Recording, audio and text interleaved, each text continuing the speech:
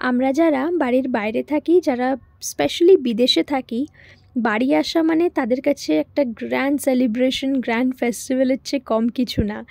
বাড়ি আসা মানেই তার খাওয়া দাওয়া, বাবা মার সাথে টাইম স্পেন্ড করা, ঘুরতে যাওয়া, আর কি বলো।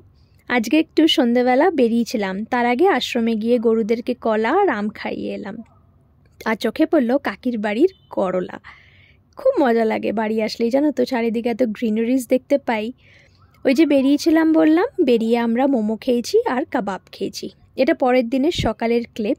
বৌমা বাড়ির দায়িত্ব নিয়েছে রান্নার আজকে। আমি তো ভালো মোটামুটি এগুলো ভালোই রান্নাই করি, একদম সিম্পল খাবার দাবার যেগুলো। তো আজকে মামুনিকে বললাম যে আজকে মামুনি তোমার রেস্ট, আমি রান্না করছি এচর। মামুনি ঠিক আমার পাশেই বসেছিল আর আমাদের ভিডিওস এনজয় করছিল, ব্লগ দেখছিল আর কি। এরকমভাবেই কাটছে দিনগুলো বাড়িতে। আর কি, আসি।